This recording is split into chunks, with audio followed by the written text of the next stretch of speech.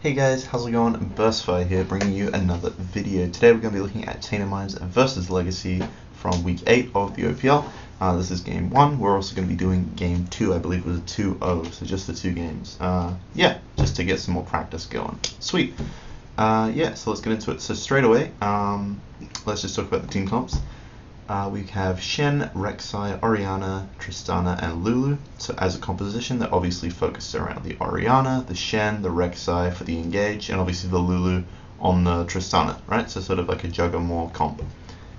They're definitely going to be like wanting mid game, but they've also got some nice early game with the Rek'Sai Ori and some early to mid game with the Shen, and plays around bot side with the Rek'Sai. So pretty solid comp there, but not exactly like a super aggressive laning comp.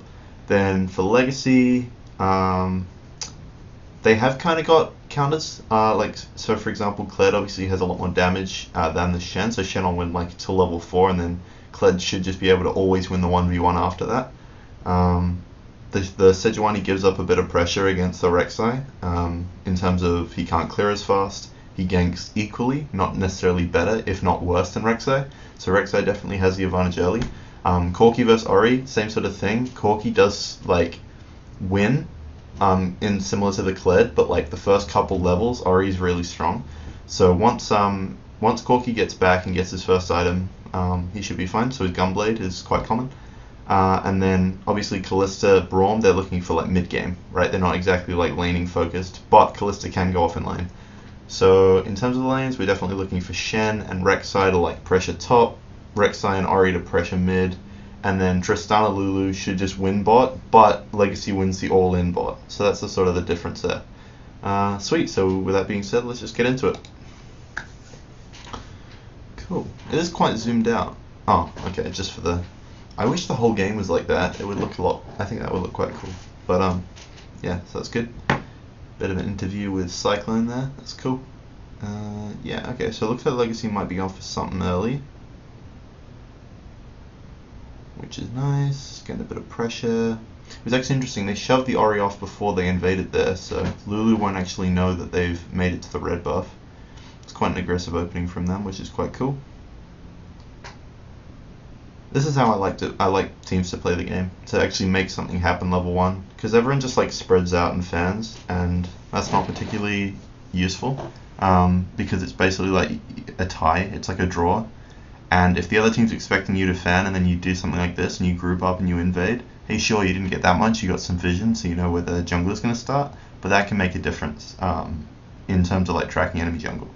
And also it's like you might have got a pick, right? You might have done something, so it's definitely worth it. I think every team and every scrim and competitive game should try something level 1 if you have a comp that can do it. So the Braum obviously can make a play.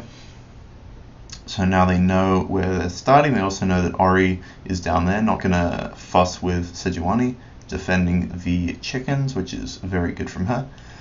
Claire taking an extended trade here, which means he's going to take some minion damage, but it might be worth it because he's obviously got the Warlord's Bloodlust to heal back up. Good. He did actually end up missing a CS. So that's that. In bot lane, again, nice aggressive level 1 using that Braum passive. They might actually get a flash here. Yeah, they got a flash. So that's actually really good. And they also got the Lulu exhaust. So really well played there. But it did cost the Braum ignite. So basically, like, the Legacy bot lane is looking for an engage level 2 to 4, and now their engage there is slightly weaker because of the lack of ignite, but it's actually, you know, slightly stronger as well because the enemy ADC obviously doesn't have a flash to get away or exhaust to like restrict Callista's damage. So I like that. I still think ignite bot lanes are definitely the way to go because exhaust, you're basically giving up the lane. But with Lulu Triss, like, you're not going for all-ins anyway versus a Braum Callista, so the exhaust makes sense there. Yeah. But that's actually another thing, is people always talk about the Braum versus, you know, anything range, so like the range wins. Well, actually the Braum wins the hard engage, so that's the difference. Interesting flash coming out from Rek'Sai. That's definitely worth flash for flash, applying the pressure. Corki's going to miss all these minions because it's going to... Well, it depends what Ori wants to do here. Ori could just shove out, which is probably what he's going to do. He could just clear this wave, recall. Oh, we missed a couple CS there. So yeah, so now because that Rek'Sai gank, Corki's used his TP and his flash, and Shock has got a cleaner reset on the wave because he's going to recall with more gold than obviously Corki had, because Corki had about 13 CS. Yeah, so Sejuani ganking bottom, pretty free. That's again because of the exhaust and the flash blown earlier, that was free, and now they might actually get the double. Nice. So that was a pretty easy dive, but you know, still had to execute it right, and they did. And that's all because of the play level 1 by the bot lane, which actually sparks from that level 1 invade around Wraiths, right? Because they got the deep vision, they knew where they were starting, they could make a plan like that. So definitely something to keep in mind. Yeah. Okay, so now Ori's going to recall with the superior recall. So Corki went back, and I didn't actually notice if he started Boots or Doran's Shield. I assume he started Doran's Shield, because Boots is a pretty weak start. So let's say he started Doran's Shield, he's got Boots and a pot, and then Ori has just spent her money, and she'll have maybe like double Doran's and Dark Seal or something. Let's just see. Double Doran's Pink Ward refillable. So that's really nice. A lot of people go for the Dark Seal. The double Doran's is more aggressive because it's obviously more health, like more combat stats. The Dark Seal is better for sustaining up afterwards, but I think basically what Shock's thinking here, Shock obviously the mid laner, the Orianna, he's basically thinking that if he goes Dark Seal, then that's like aiming for sustain, but he's probably going to lose the sustain war anyway versus Corki. And on top of that, he's Orianna versus Corki, he can actually pressure early. So he wants to be aggressive because, you know, if he trades, then he's already kind of, like, if he trades to a point where sustain is important in a lane like Ori Corki, then not only will he get out sustained potentially, but he's already failed in his task, which is to pressure. If that makes sense. Yeah, I think it does. Good. Carbon getting spotted out there, using the dragon to boost him. It's been debated, not been debated. I debate whether or not it's worth that, but I've found that actually the dragon boost, for some reason, it's worth taking one hit just to get the move speed. But he might not have done it on purpose, to be fair. So maybe a lost point there.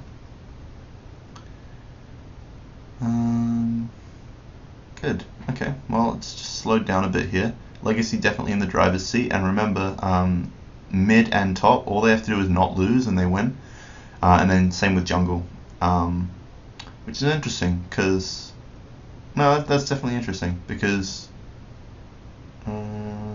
yeah, Legacy always seems like a team that wants to just like stomp early, and they seem to have transitioned into one that wants to that is basically taking these situations where if we don't lose we win, which is definitely an idea that I was quite fond of while I was working with it's probably nothing to do with it, it's probably just how the meta shifted, but it seems like a thing that I suggested. But anyway, good. So Claire clearing out a pink ward, that's good. Braum getting a deep vision, that's also good.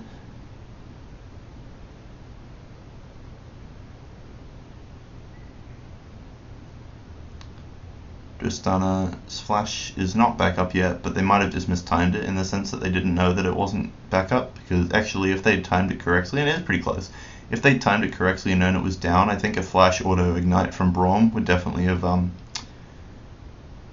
encouraged Kalista to dive and get the kill. So that was probably a misplay from them, but still, you know, this is what we say, right? It's like, yeah, you can criticize them for not making the best play, but they're still miles ahead of the bot lane that they weren't necessarily meant to win. So definitely something good here. I would have to just say that, you know, obviously I don't know any of these guys' comfort picks or cheese picks or whatever, but based purely on the draft, Legacy kind of dumps it because they've got these situations where if they don't lose, they win, but they can also win the lane. Like, that seems to be the meta at the moment. That's definitely something that I'm personally, coaching my teams to do, is take these these stale lanes, I'd say, where literally all the onus is on the other team to make a play. So good. All right.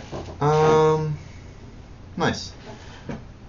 So they're gonna siege bot. I think recalling might have been better here. But Lost just deciding to get a couple extra auto attacks down. Maybe that is a signal that the Braum is going to roam, but we'll have to see. I hope they show the money on Callista.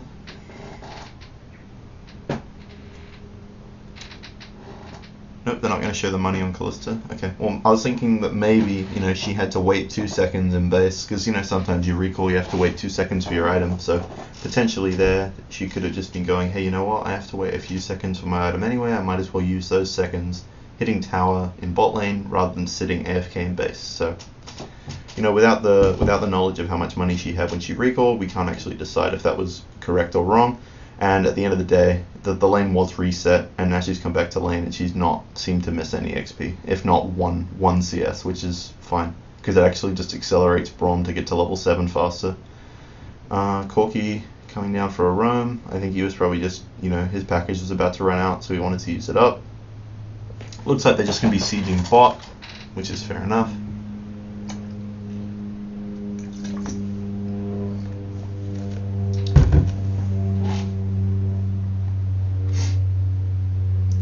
I haven't really spoken about top lane. Again, we sort of decided that Shen would win early, but that's not what the Kled is for. The Kled is definitely for picks in the mid game.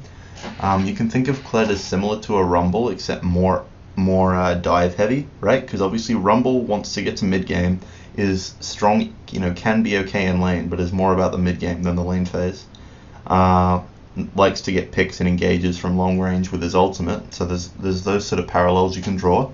The key difference, though, is that Kled, after those things have happened and the fight has started, Kled wants to dive the backline, where Rumble wants to peel away from his backline, right? Or he wants to chunk down the backline evenly. He doesn't want to dive. So that would be the main difference. Would be the role of it in the tail end of a team fight, rather than the engage, because the engage is still very similar. Oh, sorry. The beginning of a team fight is very similar because they both engage. If that makes sense. Good. Alright, so Legacy bot lane has shoved them off. I think they should push here. And the reason is, obviously we have God Vision. We can see that Tristan and Lulu are going top. But that is an incredibly standard rotation, right? You lose your tower, you rotate top. So if you know that the other team's going to rotate top, then you can actually pressure bot. And I was actually coaching a team on this the other day. It's the sense that, here, they should auto-attack that tower. Because even though they think bot lane is coming or Shen's coming or whatever, you need to force the reaction. Because right here they've recalled, okay? Now let's say Shen wasn't bot. Let's say Shen was top and no one's bot.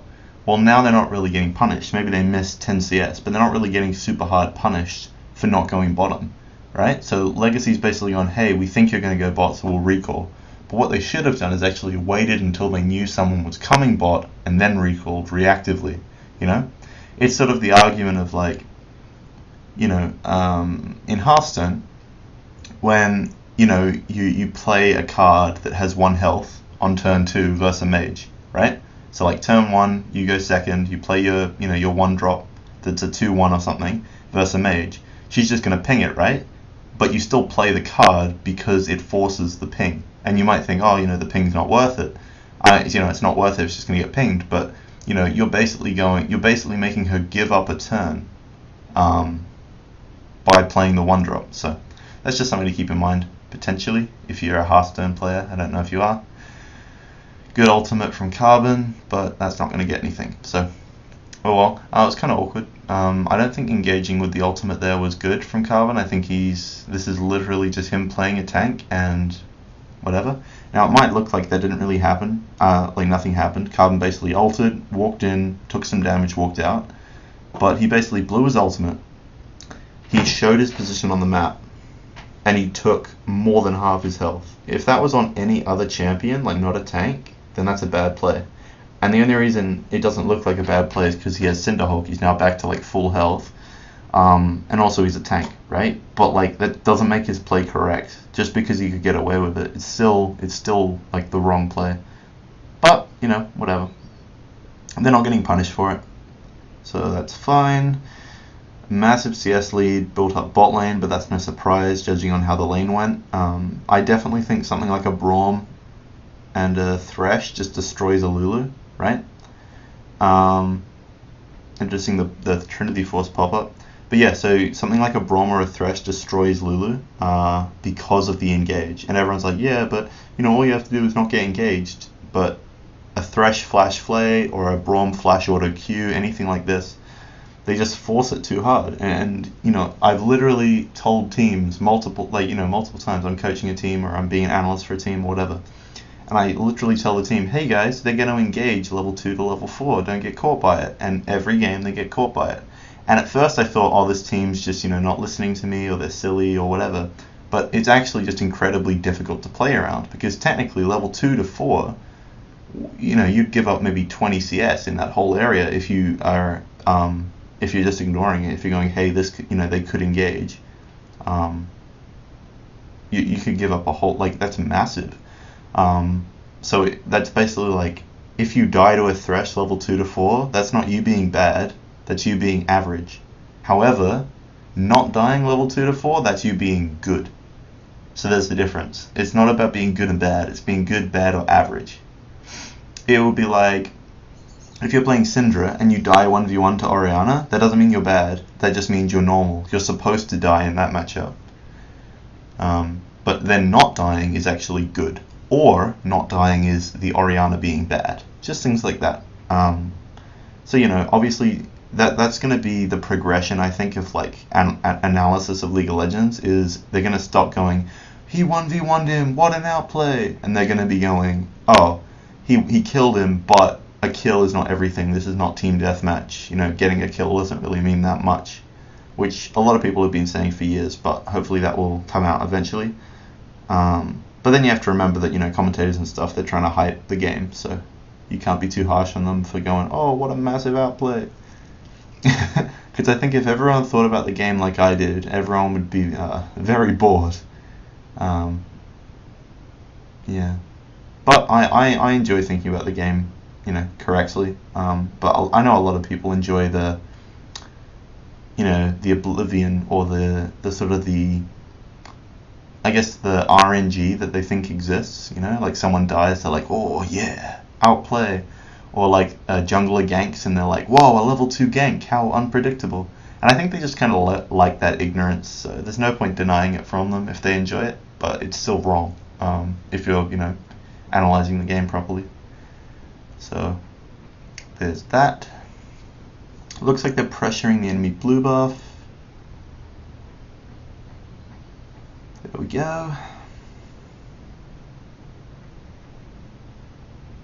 Oh, yeah. And here's the power of the Shen, as I was talking about at level 1. Sorry, not like at level 1, I mean as I was talking about, when we started the VOD. Because I basically skipped Champ Select, because Champ Select requires you to know who the teams can play, who the teams cannot play, and also the meta. I barely know the meta at the moment, and then I have no idea what these guys can play, because I haven't watched the OPL in a few months. So yeah, so I'm just going to be skipping, that's why in VOD reviews I often just skip Champ Select, is because it's so situational. Because just because you could say, hey, Zach was open, and let's go back a few patches and say Zach was, he's still pretty good, but let's say he was what he was, which was like pick ban every game, and then Zach was open and you don't pick him, right? You can't just say, oh, that was such a big mistake, because maybe, the team doesn't play Zach, or the team, the other team plays something that counters Zach. So it's just stuff like that you have to think about in Champ Select. As I always say, it's not the champion, it's the champion multiplied by how well you can play it, or how well the player can play it, or the team can play around it. That's the things you have to do. So for example, let's say Corki was, okay, so let's say Claire on Corki, right? So let's say Corki's a pretty strong pick, so he's like an 8 out of 10, but then Claire is like really good at than 10 out of 10, right? 80 points, right? Easy. Now let's say something like Orianna, right? Which we could definitely say is a 9 out of 10, right? Like, beastly. But maybe Claire's only an 8 out of 10 on him, right? Oh, only 72. So Corki, even though Orianna is open, let's take Corki. Regardless of the fact that Ori versus Corki goes in favor of Ori early. Regardless of that completely. That's probably a bad example. I bet a better example would be something like Renekton versus Gnar. Okay, now obviously, Gnar is like if you had to choose Renekton Gnar or Gnar Renekton, everyone would choose Gnar Renekton. Um, well, not everyone, but most of the time you would, because most of the comps at the moment are team fight scaling, don't lose compositions, right? As the legacy comp here is, and the legacy comp here is winning, as we sort of discussed earlier in the VOD. Because of the existence of that, most people would just take the Gnar. All right. Now, even if that's not true, let's just pretend it is. However, what happens if you're a 10 out of 10 Renekton and Renekton's a 7 out of 10 pick? Well, that's much better than a Gnar that's a 10 out of 10 pick, and someone that's a 5 out of 10 on Gnar. So it's just something like that. I think you guys get it. It's obviously the numbers aren't meaningful, right? They're just like a way that you guys can like understand what I'm saying. But I think that makes sense. So good. Really nice utilization of the Braum. I think Cupcake is one of the best, and I know this, and I know I just said I didn't, but Cupcake is one of the best Braum players, I think, in the region. Just because of his understanding of the champion. I know Braum's quite a simple champion to play as they go, but it's knowing when to be aggressive. It's kind of like Blitzcrank. Everyone thinks Blitzcrank's easy, and he kind of is, but being good at Blitzcrank, that's incredibly difficult, because it's all about timing and knowledge. Cupcake has to basically dive in 1v4 sometimes on Braum. A Braum player has to dive in 1v4 sometimes, and you can't read it. You can't go, they have this much health, I have this much health, whatever. You need to, and it's not even foresight. Everyone calls it damage foresight or whatever. No, it's not. It's literally your brain going yes or no, and that's it. It's not a, oh, I'm going to Q and then W and then whatever. That's all done. You've already learned that from solo queue and scrims and things. It's literally a yes or no question. And the best players, it's a 50-50 chance, and the best players will guess correctly more than players that are not. Because at the end of the day, right, let's break it down. Being good at the game means you'll win more. And people say that's too result-based or whatever, right? And yes, there are certainly situations where people that are quite good don't win as much because they're on a bad team or whatever, but at the end of the day, good, what does that mean? Well, good means you're more likely to win the game. That's what good means. Like, if you're good at football, you're more likely to win the football game.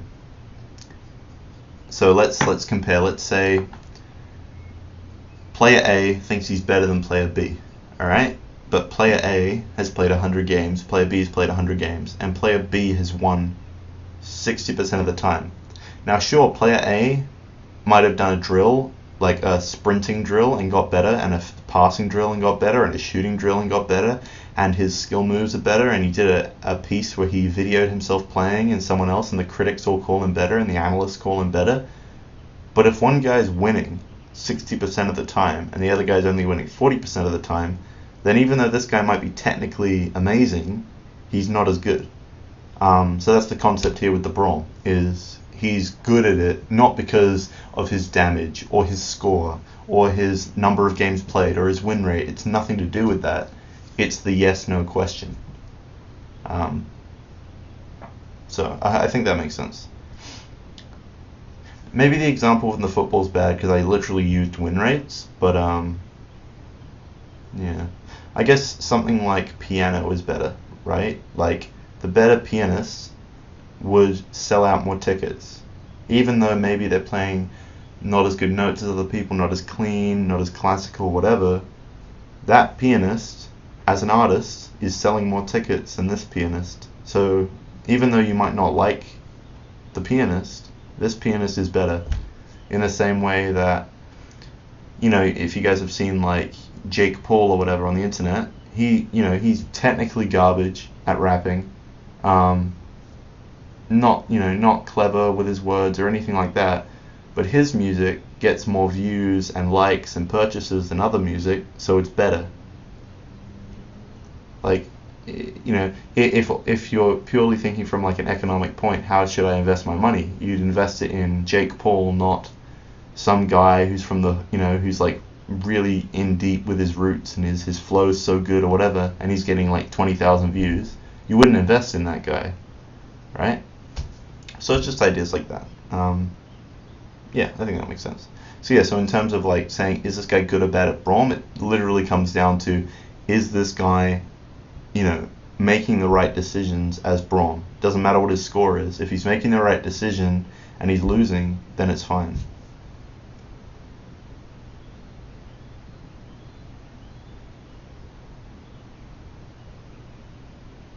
Interesting team fight. Legacy probably has a lot, like just judging by how the feel and look of this team fight is, that was terrible from Shen. Just judging by like how it looks and the fact that like Claire's recalling and they're losing this fight, whatever, it seems like Legacy has a crap ton of money and they haven't recalled. Oh no, God, this is mechanically really bad from TM, which is interesting. Maybe their like internet is crap or something, but their mechanics are really not very good in these team fights. Like that was two massive mistakes: the Trist flash and the Shen flash, both missing. Yeah, so they're trying to do this Baron when there's no need. So if we look at the map here, right, we definitely see Legacy. Hey, maybe instead of this Baron, you got bot auto pushing, mid auto pushing, top auto pushing. Just recall. Don't even do the Baron. Just recall. You've clearly got a lot of money. And if you don't have a lot of money, then you don't need to. This is definitely a point where reset should have happened before the Baron, like maybe 30 seconds ago. And then they maybe give up mid-inner, but they're so far ahead. And this is why people, this is like the problem with analysis. You might think, oh, it's not optimal, hey, you know, you don't want to give up any towers. But the reality is, it's much it's much more difficult to defend your tier 1 than it is to...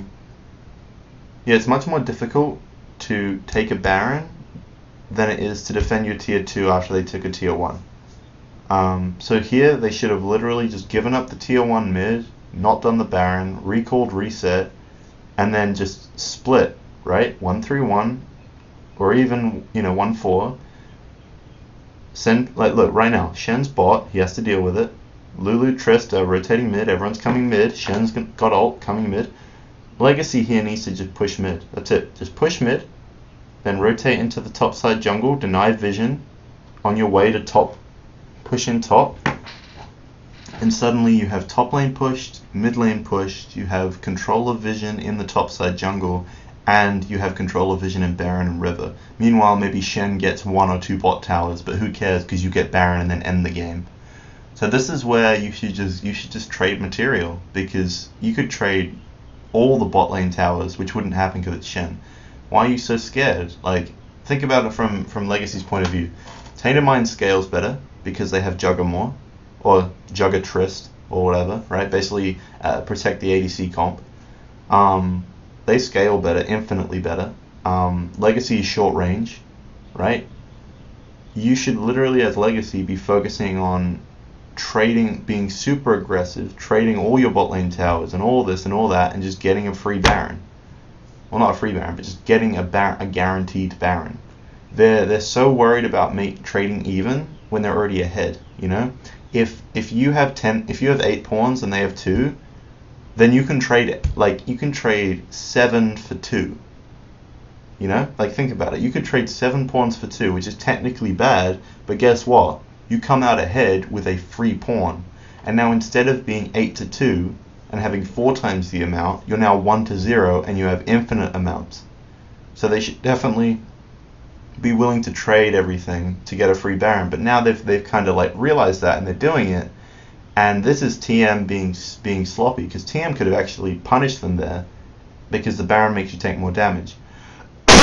So this would have been TM's best chance.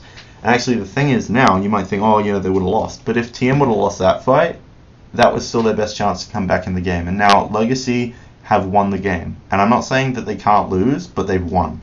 So let me just like dive into that. So basically, there's no way that Legacy can lose the game now without making a mistake. And you might say, oh, that's every game. Well, no, because this game particularly, right, if both teams had played perfectly, then it might have actually gone in favor of TM, because TM scales so well, right? But now that Legacy have Baron, even if they just play even, they're going to win, because Baron is a 6th man, right? It's like if you have 6, they have 5, and you play even, then you win. So I think that makes sense. I'll just explain it even more in depth. So Baron obviously buffs your minions. It also gives you better stats and damage to towers and such and such. It also means that they cannot take a Baron. So what Sejuani is doing here, imagine that Legacy didn't have Baron. Okay, Sejuani wouldn't be there, right? It would literally be Kled bottom, bot lane top, and then Sedge and Corki mid. That's what it would have been. Or even Sedge top. But it wouldn't be Sedge hiding around the corner. That's a mistake from Legacy, because they're not playing like they're even. If they're playing like they're even here, they win. See, like, Braum shouldn't be walking over there. They should just be walking down top lane. They should just be walking it straight into the enemy base. I think the problem is here, because if they're on stage, they don't actually realize how far ahead they are. So they're basically like, oh, we got a tower, that's a win. Well, actually, when you're this far ahead, only getting one outer tower with Baron is a loss. Like, that's a big L. They should be getting everything. So they need to just literally sit in their lanes, shove, shove, shove. But now look, Kalista and Braum rotating to mid. That's incorrect, right? Because they're not shoving. Like, they don't have the wave. They're waiting for the wave. Oh, Kled got a tower. That's not a win. Now you're trading Corki for a tower. That's not an even trade. That's a loss because you should have got it for free. Like, these things here, they shouldn't be happening. Like, why is Legacy running away? This is the perfect fight for them, but they're nervous about it. And then they come in after having run away, and it's sloppy. It shows that they don't understand how far ahead they are. They don't understand what's happening. They don't understand what their win condition are. They don't understand that playing even with Baron buff in this situation when you have a 15 or 13k gold lead, right? They don't understand that that's a win.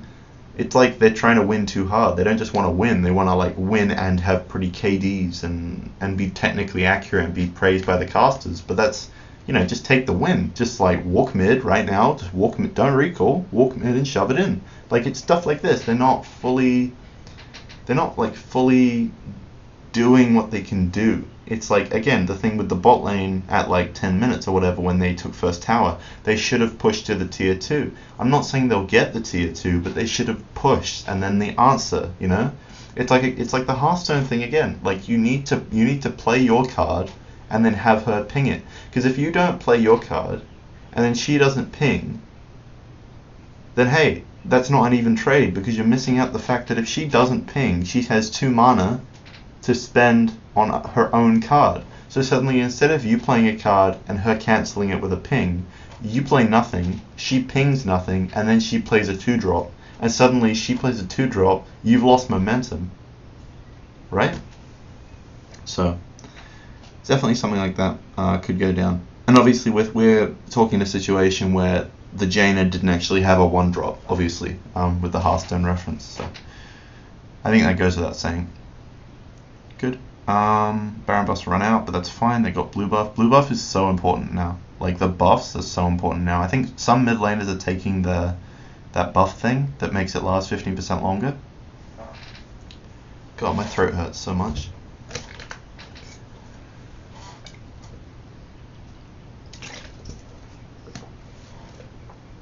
So yeah, they should definitely just be shoving in. They shouldn't be trading. They should, like, Carbon here could just walk right under tower, could walk up to Rek'Sai and Ori and just tank it, and then Corki could take the tower. Like, Carbon's being way too passive. We saw earlier, top lane, what he can do if he just wants to walk into the enemy team, and he hasn't really done it. So definitely a crappy performance from Carbon.